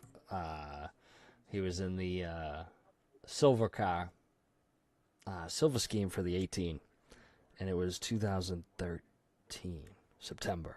And it was one of the nastiest burnouts I think I've ever witnessed in person out of all the races I've seen at Loudon. And I still have a picture of it. He was just sitting there on the front stretch, and you couldn't even see his car. And I have a video of it somewhere on my phone, my Dropbox. I don't know how old that is, 2013. But, fuck, what was that? What scheme was that? It was Double Mint, maybe? No. Home Depot. Home Depot scheme. Silver scheme. If I remember correctly. But that was one of the nasty races I've saw, too. I've been in an interesting position where, at least for my first, 9 or 10 cup races, I got to see a different winner every single time. I think the first repeat winner was Kyle Larson because I'd seen him win Homestead in 2022, and then he won the Southern 500 again last year when I was there. So that was the first time someone repeated, and that's the most recent cup race. So now, going this weekend, there's that opportunity to either have another different winner or somebody that I've seen win do it once again. In Xfinity and trucks, it has been different every single time, so there's still that possibility in one of those series. So I'm looking forward to it, seeing someone else. I remember I saw a triple burnout. I saw 3 cars doing a burnout at the same time. It was 2017 Homestead Xfinity, the one that Custer just destroyed the whole field. Yeah. by a long shot, and Byron won the championship. And all the attention was on Elliott Sadler and Ryan Preece. Yeah, I remember that. So yeah, I saw a triple burnout. It was Custer. It was his first win at the time. Then Byron on the championship, and I think it was Hornish. Yeah, because Team Penske won the team championship. So it was all 3 of them doing a burnout at the same time.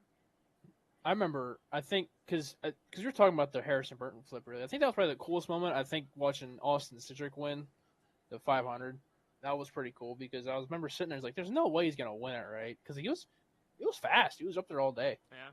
And then he got by. I think he moved his teammate, and then he won the 500, which was he did. Yeah.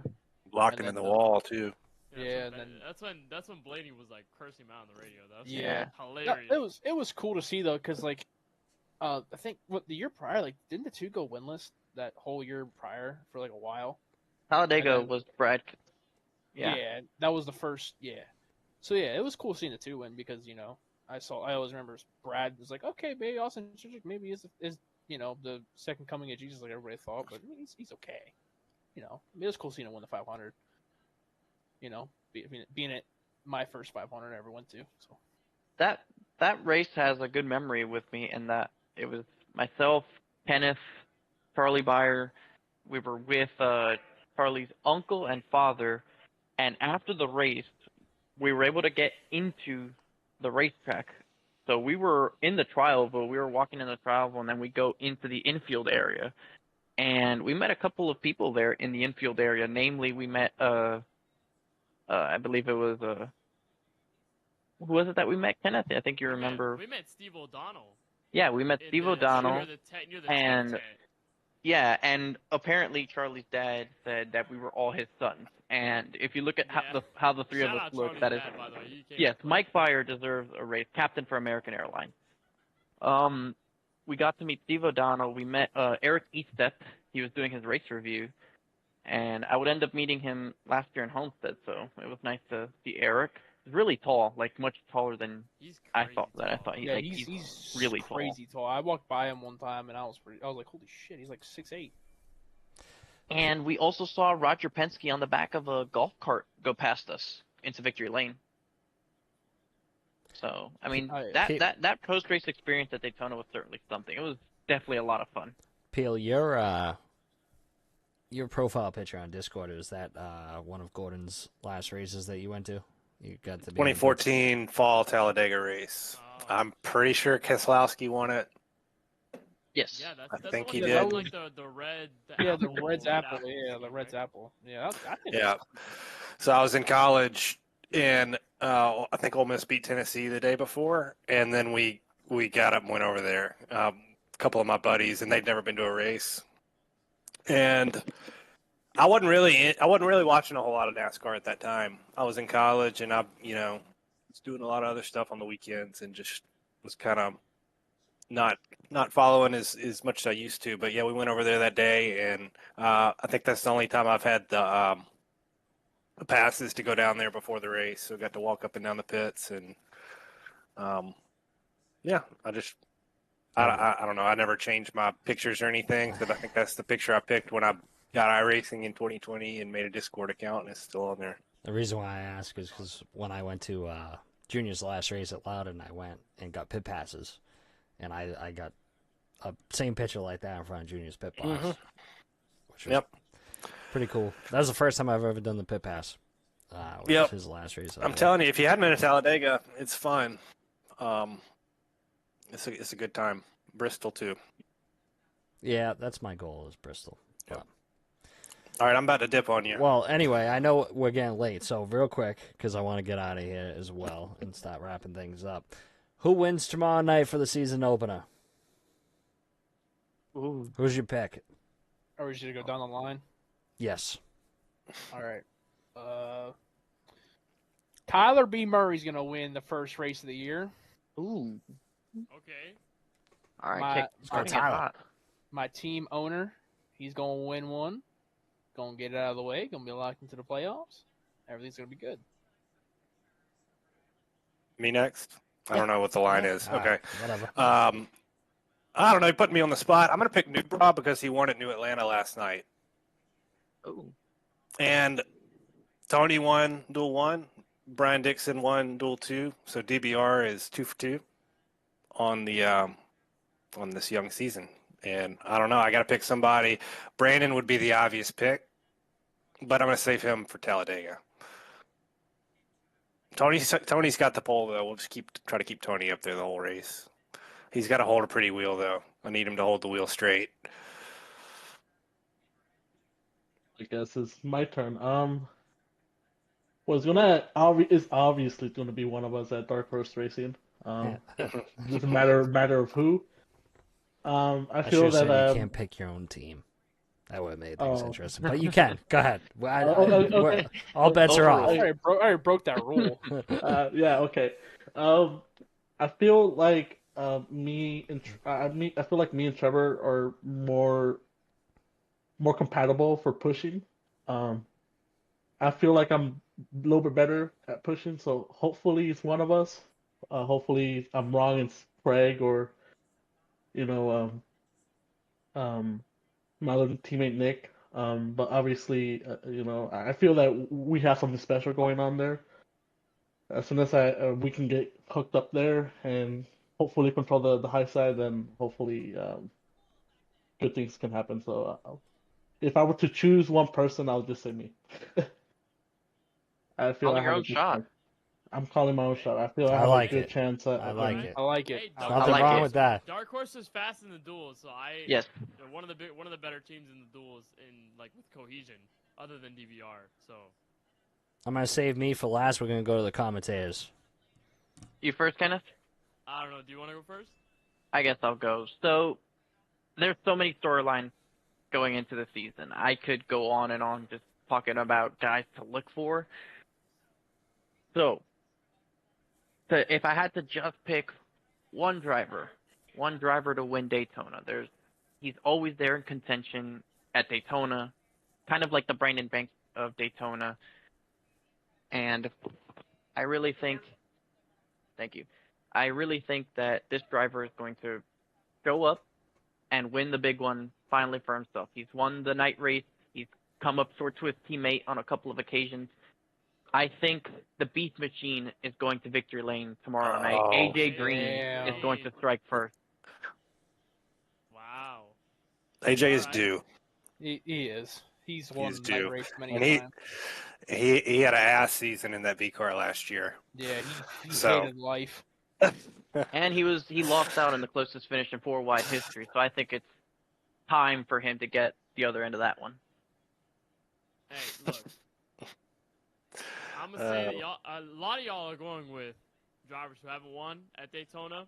I think I'm gonna continue that trend, and you always see him there. He's never the man in the spotlight, but he's always at that third or fourth fiddle. He always happens to be there when the pack is like 5 cars long at the end of the race. I'm going with the man out of St. Charles, Indiana, for not stonks, but kind of still stonks. I'm going Kevin D'Elia. I think he is that's a good pick. strong Damn. at super speedways. Daytona, one of them. And, like, I remember looking back at so many races at the end Yep. where he's never the guy right in front, but he's always the third or fourth guy. Mhm. Always. Whether it's his stonks guys up front, whether whoever the hell it is, Kevin D'Elia is always kind of there. And he was kind of there in one of the dual races last week, even though he ended up in a crash. So I think Kevin D'Elia wins. at Solid. Daytona. Yeah, you remember last year, Steven, when we did, you said pick your dream team, pick your 3 people for your team of 4, right? You remember? And you said only one can be a teammate.